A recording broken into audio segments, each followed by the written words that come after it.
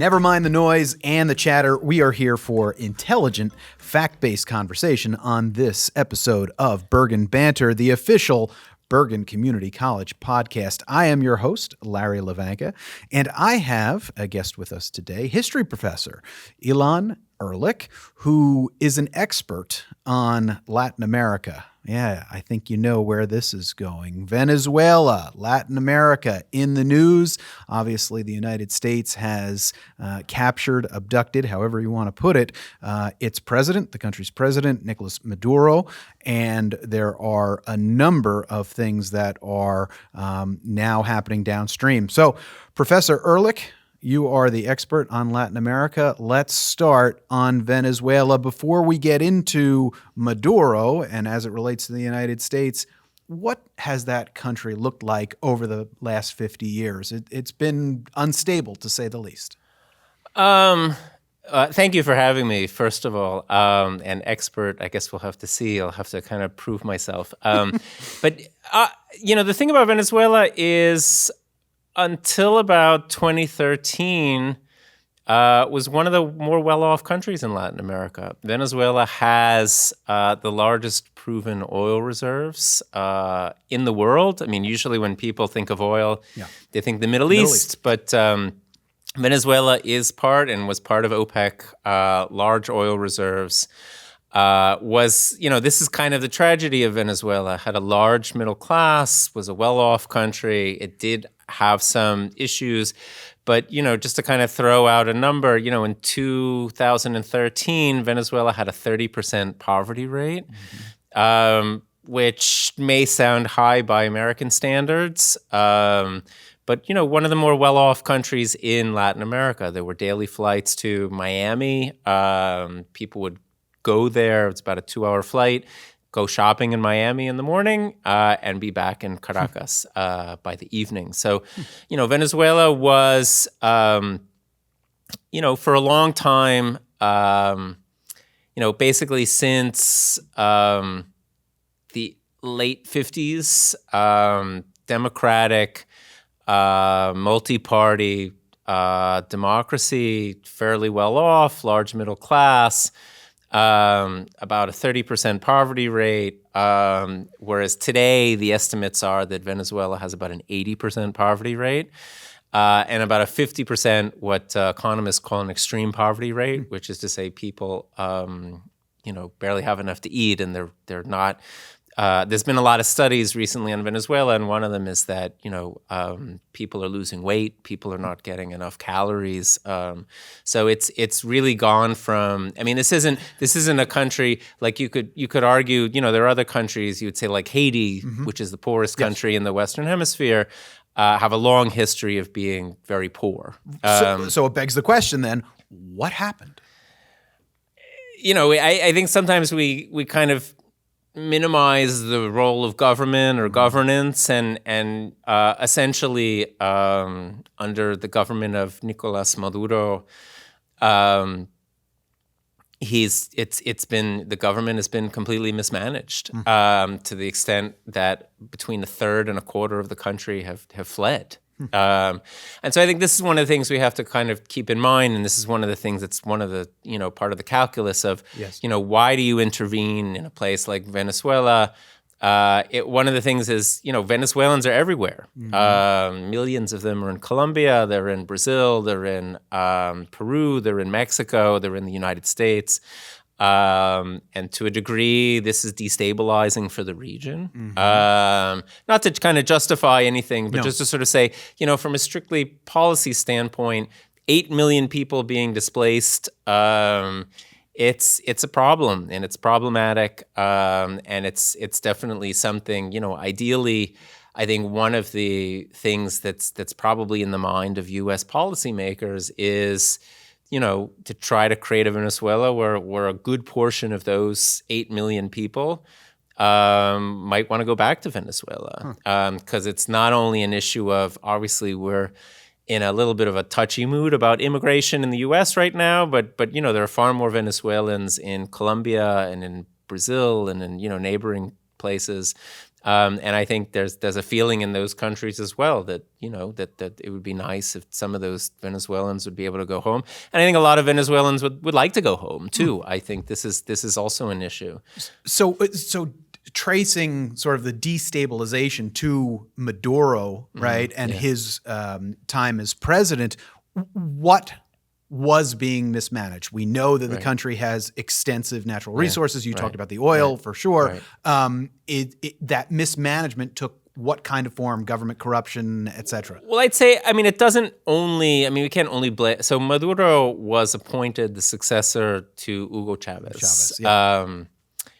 And Chavez, one of the things that he did, so the oil industry is a very technocratic, technical, you have engineers, you have, people who are working in the industry.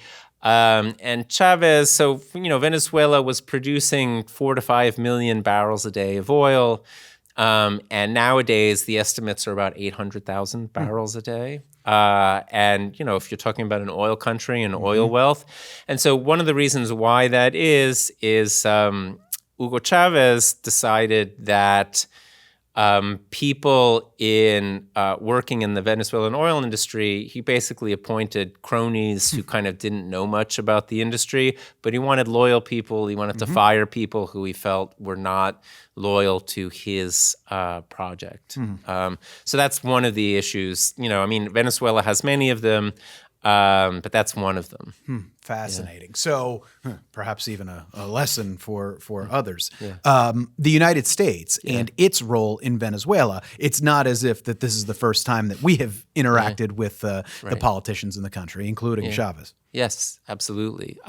So, I think to give this some context, there was a coup in 1948 in Venezuela, and it had to do with oil.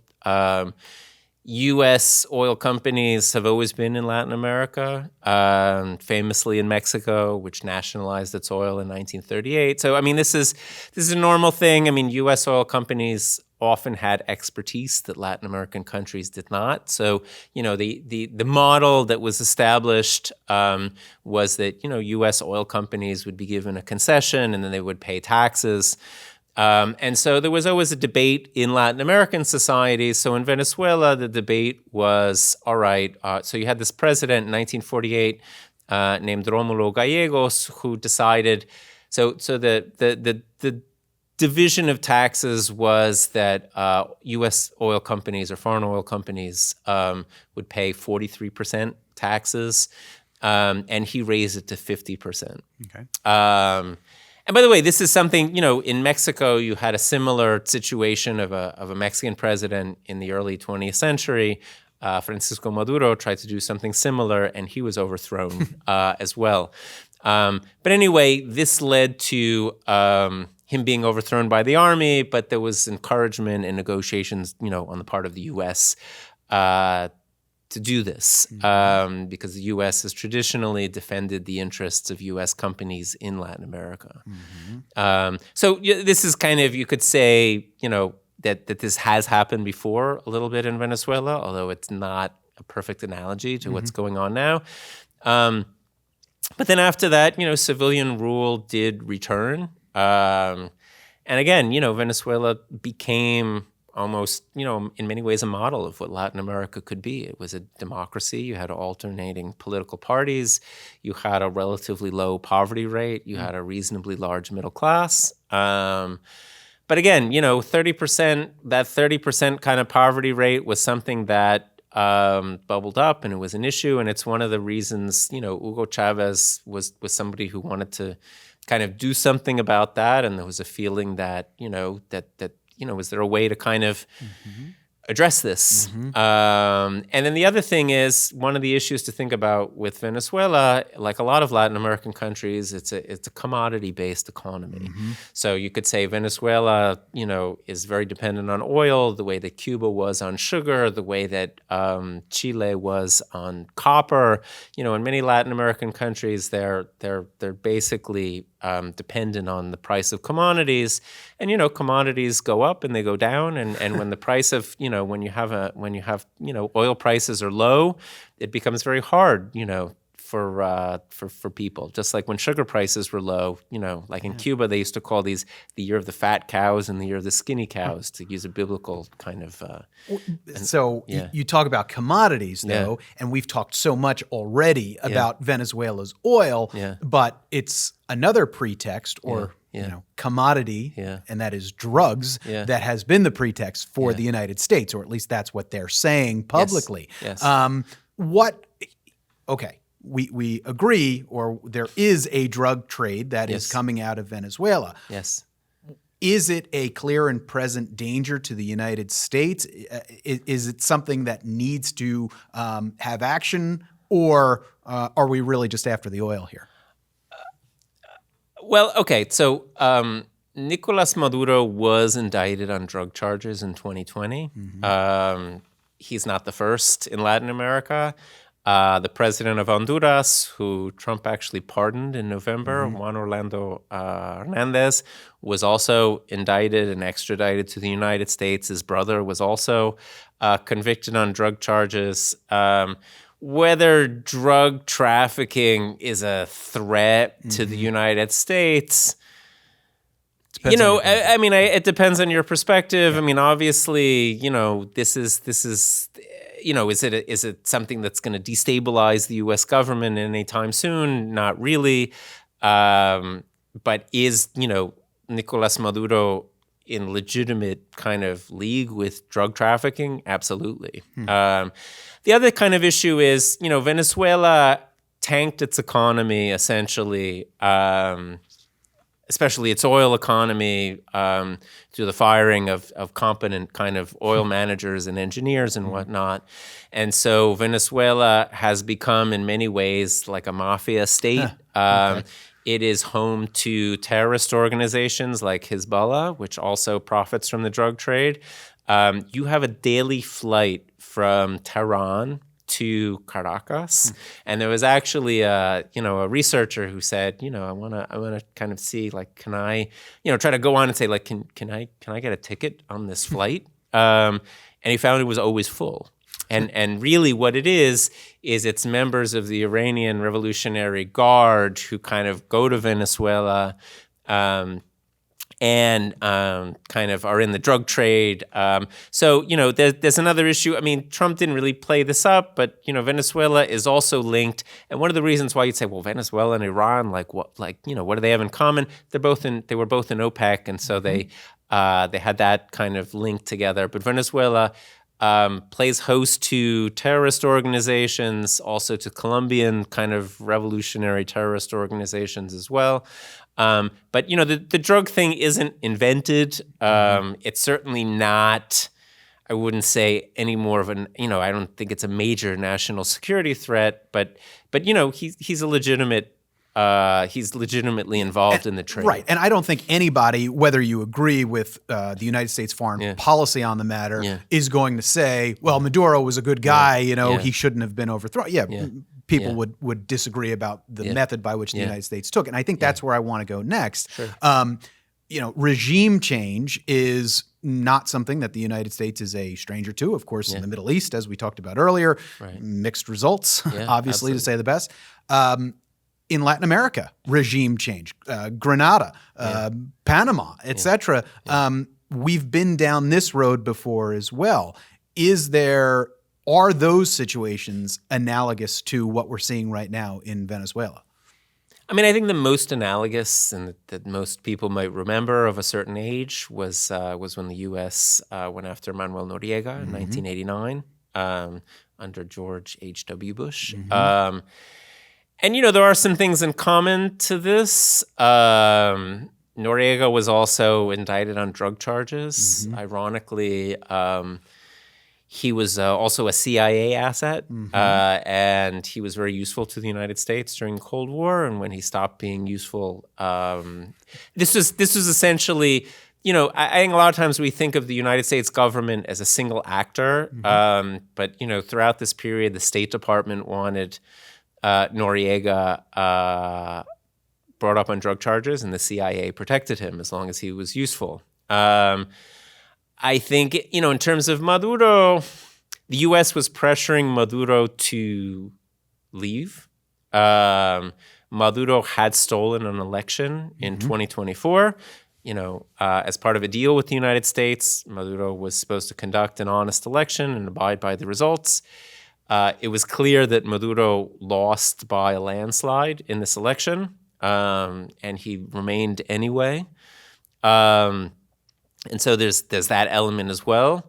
There was pressure, and there's pretty good evidence that the Vatican was quietly acting as an intermediary. The Vatican acts this way a lot, actually, in Latin America.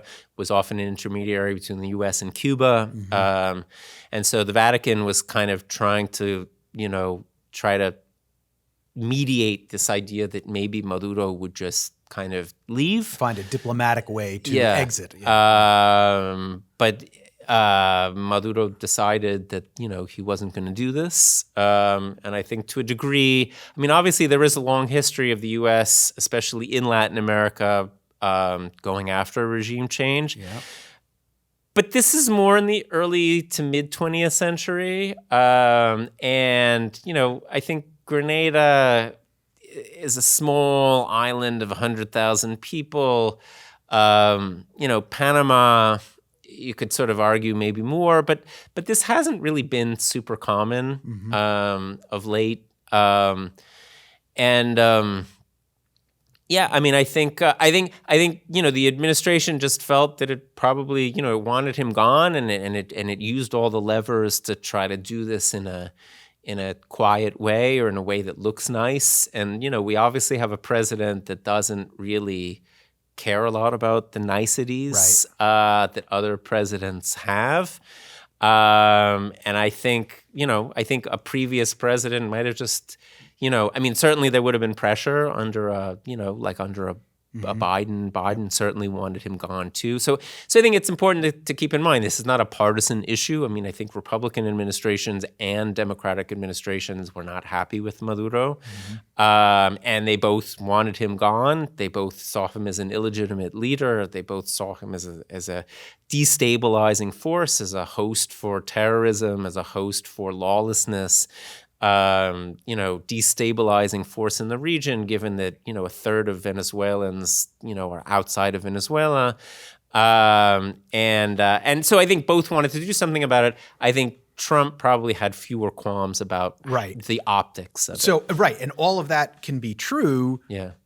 But it doesn't necessarily mean that people at home in the United States were asking for it or see the value in it, especially in the president's circles that talk about America first. Right. So does it really then just come back to the natural resources that now the U.S. may or may not have access to? It's weird because the U.S., I think, again, like growing up, the U.S. is one of the largest oil producers in the world. I don't know if this is a widely known thing among Americans. Again, I'm a little bit older. I remember when there were debates in the 1990s about, can the U.S., when the U.S. was more dependent on oil or outside oil. But, given the shale revolution, the U.S. produces something like 14 million barrels of oil a day, or a little more than that. The U.S. does not need Venezuela's oil. But does it want the opportunity to control it so it can derive the economic benefit from it? Is that possibly what Trump is after? I don't think anyone knows what Trump is after. Yeah. I don't know if Trump knows what Trump is after completely. I think, one of the issues with Venezuela's oil industry is it's become so run down and decrepit, and it is not run in a modern way. It's not run competently. Trump in his press conference was talking about getting U.S. companies in there, but U.S. companies, if you're a U.S. company, it's going to take a huge investment to get any, the Venezuelan oil industry is damaged goods. And I think that's what ExxonMobil was saying. Yes, so they're not interested because you'd have to make substantial investments before you would see any kind of profit. And I'm not sure there's that kind of demand for oil right now either. I think it's one of those things. It's an easy thing to fall back on. I don't think the oil is a non-factor, but I don't think oil was the reason why, why the U.S. kind of went in there. And I don't think, whatever profits are there to be had, there's not a huge amount of money that's there to be had right now. I think the big issue is trying to get Venezuela's oil industry up and running so that the money can be used to kind of rehabilitate Venezuela a little bit. And then, you have the other issue of, it's a poor country, and if the money can kind of be used for the benefit of Venezuelans, I think that would maybe bring immigrants kind of back. That sounds more analogous then, not to Panama or Grenada, but more like Iraq, right? And the pretext for going into Iraq to bring democracy, et cetera. But in Iraq, we sort of broke it, so we bought it. Are we going to head down a similar path in your view in Venezuela, or is it too early to project? I think that would. I don't think there's much of an appetite in the U.S. for that. I don't for a forever war, right? Or not even a forever war, but intervention. Just, do we want to see? I mean, I don't think. I think Iraq is a little bit of a different ball of whatever you want to call it for a number of reasons. But I do think. I don't think the U.S. wants to occupy Venezuela. I don't think you want to have a large military presence. I mean, I don't think there would be some massive insurgency in Venezuela like you had in Iraq. But I do think, does the U.S., do we want to see, flag-draped coffins coming in, even if there's not that many of them? Right. Like do U.S. parents want their kids to die for Venezuela? I don't think so. And I think both parties recognize that. And I think does the president though? Because when the president says we're going to run the country, that is that just bluster? Is that just the president being the president? Maybe, but like let's look at it now, right? I mean, is there a large? I mean, there's probably some, maybe some special forces contingent are in the country, but they basically took Maduro. He's facing trial right now in New York. And I think the idea is to lean on the remaining leaders and hopefully perhaps, you have a figure who was supported by an estimated 2/3 of the population. Right. She wasn't allowed to run because the government kind of feared that she would win. But she won the Nobel Peace Prize, Corina Machado. And so, there is a sense that perhaps eventually you want to kind of hand this off to, someone who's a local leader. And so I think, obviously we don't know. No, but if you look at what's going on right now, you have the vice president ostensibly in charge, who is very closely linked to Cuba. But right now it's kind of in this intermediate phase, right? The vice president has said that they're willing, she's willing to work with the United States and willing to kind of, go with, where the winds are blowing, so to speak. But there hasn't really been, since Maduro was taken, it's not like the government has been cleared out or that Venezuela's military has been kind of disarmed or anything like that. So I think, I don't know. I hope there's a plan. There's probably are some plans being debated. But I think it's a hard, I don't think Trump even knows where this is going to go. Fair enough. Still though, looking at Venezuela as part of Latin America, and I understand one country is not like another, but there are other countries in Latin America that are similar to Venezuela in different ways. Is Venezuela the tip of the spear in Latin America? Do you foresee a scenario where U.S. intervention is going to proliferate into other areas? You're an expert on Cuba. You brought up Cuba. Right. Could that be in the offing? I don't know. The U.S. has been talking about Cuba forever. For sure. I don't think anybody really knows. Again, is the U.S. going to sort of start getting, I think the U.S. will use the levers that it's been using in Latin America, which are more economic and diplomatic and things like this. I think Trump tends to be very blustery. But I think, again, you can, like Trump said he's going to run Venezuela. Like, how is the U.S. running Venezuela right now? I mean, so it's hard to kind of say. I don't think there's an appetite to, Trump mentioned, Mexico for a second and he said, oh, like she's a nice lady, the president of Mexico. But I don't think, I don't see this being in the offing. I do think the U.S. will use the kind of traditional levers of pressure, which are kind of good enough. And again, I don't think the U.S. wants to sort of, I don't think the U.S. is in a mood for kind of military interventions really anywhere.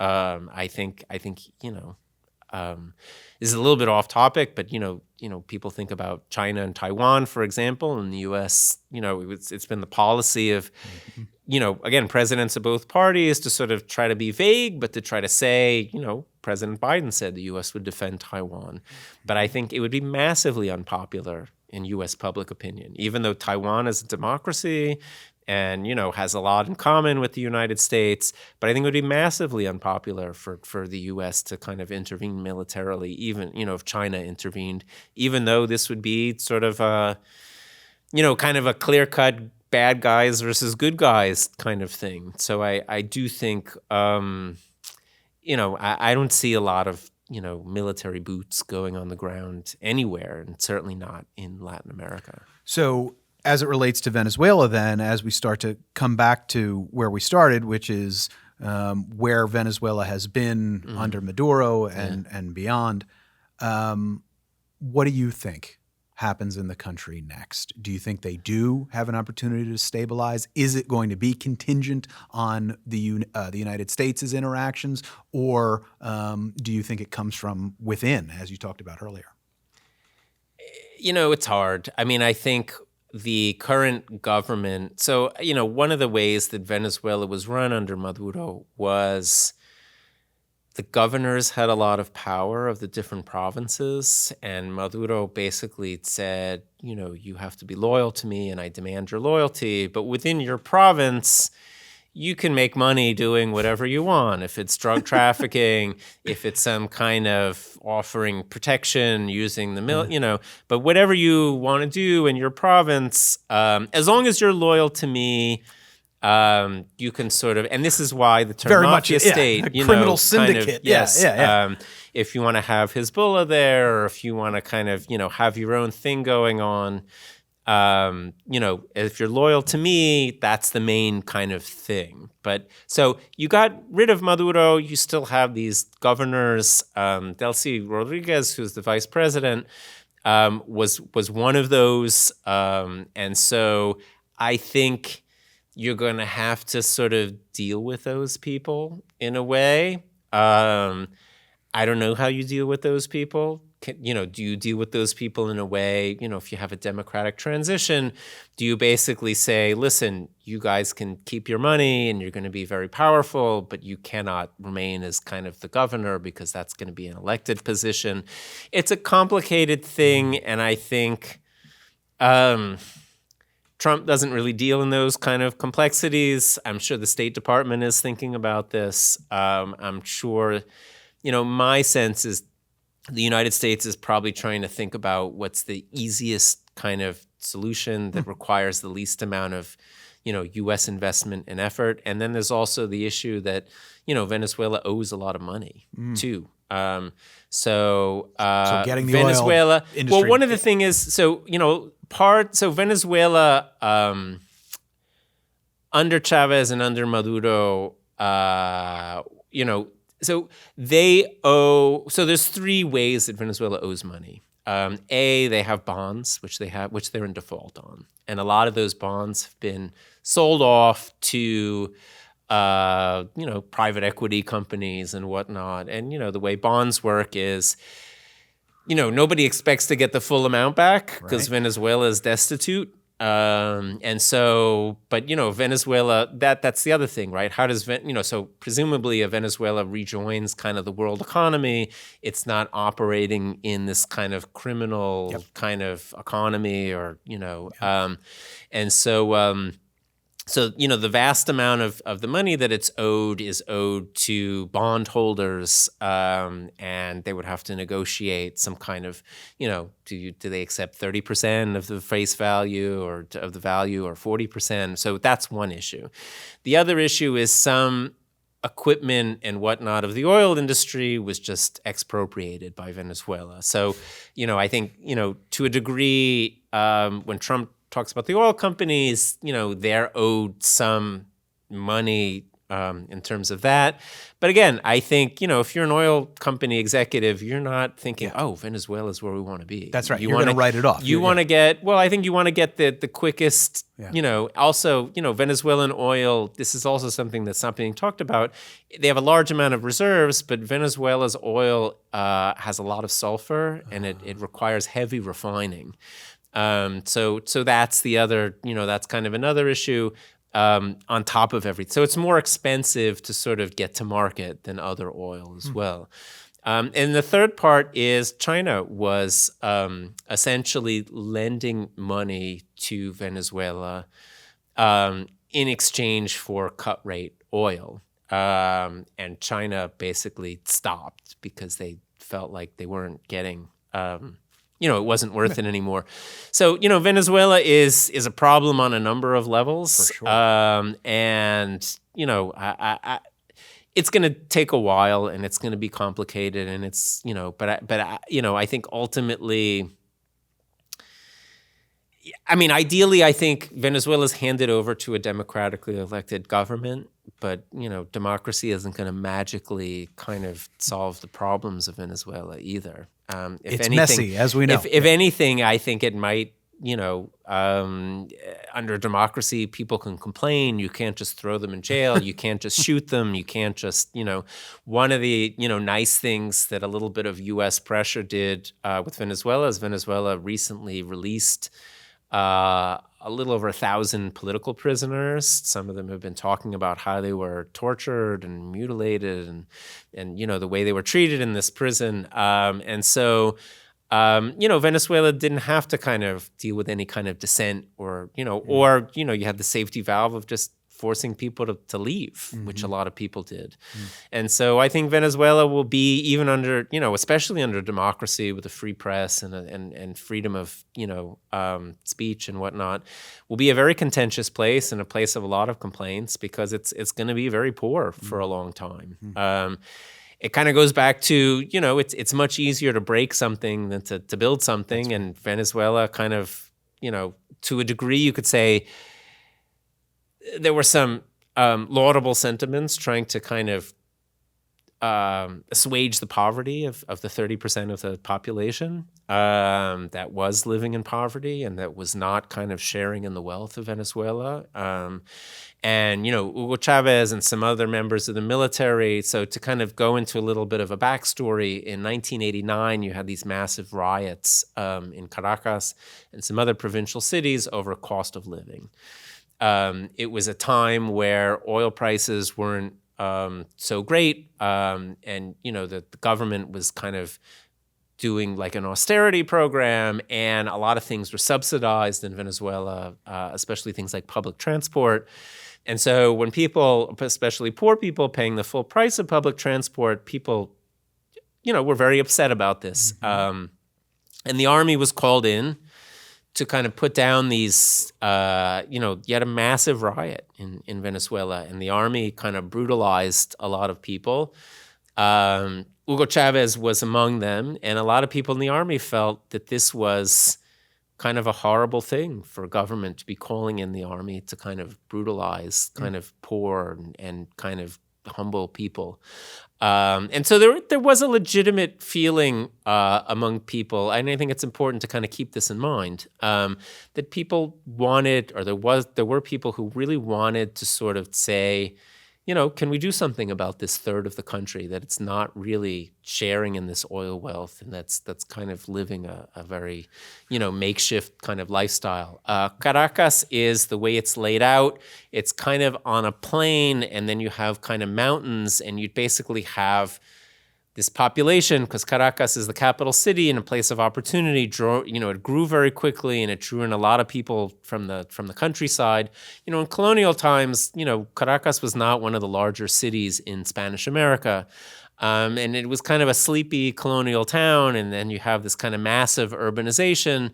And, you had people kind of living in this kind of the mountains on the edge of the city, in kind of shacks and makeshift living conditions. And, there was a feeling among, not to say that, going from 30% poverty, which is unfortunate, to 80% today, obviously things got a lot worse. But I think there was a feeling, and this is one of the reasons why things fell apart, because you'd say if you had this stable, democratic, well-off place, where people are going shopping in Miami, there was a saying in Spanish.